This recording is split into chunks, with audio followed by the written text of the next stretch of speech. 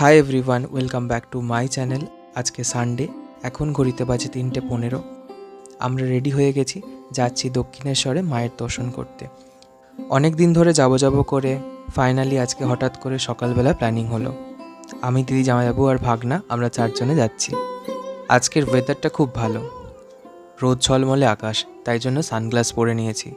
কদিন আগে পর্যন্ত এত বৃষ্টি হচ্ছিল যে রাস্তায় বেরোতেই ইচ্ছা করছিল না। চারিদিকে জল কাদা, যেটা বর্ষাকালে নর্মালি হয়ে থাকে। তা বলে তো কেউ ঘরে বসে থাকি না, প্রত্যেককেই আমাদেরকে কাজের জন্য বাইরে বেরোতেই হয়। টোটোতে গল্প করতে করতে হঠাৎ আমাদের খেয়াল পড়ে জামাইবাবুর জামায় একটা টিকটিকি। আমি তখন বুঝতে পারিনি যেটা রেকর্ড হয়ে গেছে। যখন আমি ভিডিওটা এডিট করছি তখন আমি বুঝতে পারলাম হ্যাঁ, এটা রেকর্ড হয়েছিল। তারপরে আমরা টিকটিকিটা ফেলার জন্য টোটো দাঁড় করিয়ে ওখানে আবার টিকটিকি ফেলা হলো। কোনোভাবে টোটো থেকেই ওটা উঠে এসেছিল গায়ে। তারপর আমরা চলে গেছিলাম ব্রিজের নিচে, গিয়ে ওখানে বাসে উঠে গেছিলাম। বাসে ওঠা মাত্রই দেখলাম চারদিকটা খুব মেঘ করে গেল, একটু বৃষ্টিও হয়ে গেছিল। ব্রিজে এতটাই জ্যাম হয়ে গেছিলো যে আমরা বাস থেকে নেমে হাঁটতে শুরু করি। তো ওখান দিয়ে হাঁটতে আমার ভীষণ ভালো লাগে। একদিকে গঙ্গা, দক্ষিণেশ্বরের মন্দির, আর একদিকে এই ব্রিজটা। ছোটোবেলা থেকে স্টিল এখনও যতবার দক্ষিণেশ্বরে এসেছি কখনো দেখিনি যে মন্দির খুব খালি বা ফাঁকা। সব সময় লোকে ভর্তি থাকে। দক্ষিণেশ্বরের মন্দির নিয়ে নতুন করে আর কি বলবো, এখানে পুজো দেওয়ার সিস্টেমটা আমার খুবই ভালো লাগে।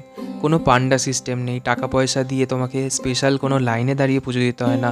প্রত্যেকের জন্য সমান নিয়ম, সমানভাবে সবাই পুজো দিতে পারো। প্রথমেই আমরা মন্দিরে ঢুকিনি, আগে পিছনে পার্কিং দিয়ে গিয়ে পুকুরের পাড়টাতে ছবি তুলেছিলাম কয়েকটা, কারণ ওখানে ব্যাকগ্রাউন্ডে মন্দিরটা খুব সুন্দর দেখতে লাগে।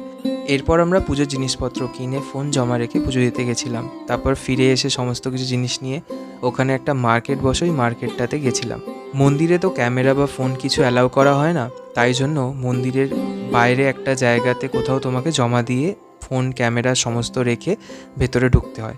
তো আমরা যে দোকান থেকে ডালাটা কিনেছিলাম ওখানেই জমা রেখেছিলাম। আর তারপর চলে এসেছিলাম এই মার্কেটটাতে। এখানে জিনিসপত্রের দাম কিন্তু খুবই রিজনেবল, আর সমস্ত রকমের পুজোর জিনিসপত্র এখানে অ্যাভেলেবেল ছিল। আমরাও অনেক কিছুই কিনেছি এখান থেকে। মার্কেটে পুজোর জিনিসের সাথে সাথে এখানে খাবারের টুকটাক দোকান ছিল। আমরা চানা খাচ্ছিলাম, আর খেতে খেতে আমার স্কুলের সেই দিনগুলোর কথা মনে পড়ে যাচ্ছিল, যখন আমরা ফেরার পথে প্রত্যেক দিনই প্রায় চানা খেতাম। আর এখানে ইমন আইসক্রিম খাচ্ছিল, আর আমি ওর ভিডিও করছিলাম বলেও লজ্জা পাচ্ছে। আর যখন ওখান থেকে বেরোলাম, আকাশটা মানে জাস্ট পুরো মেঘ ঘনিয়ে এসছে, বৃষ্টি আসবে আসবে করে। আর ঠিক আমরা এখন বাস থেকে নেমে টোটোতে উঠলাম, ব্যাস শুরু হয়ে গেল একদম বৃষ্টি। আর আমরা টোটোতে বসে বসেই ভিজে গেলাম। আজকের মতো এটুকু, দেখা হবে আবার নেক্সট ব্লগে। যদি ভিডিওটা ভালো লাগে লাইক, কমেন্ট, শেয়ার করে দিও। আর ইউটিউব দেখে থাকলে সাবস্ক্রাইব করো। তো টাটা, বাই।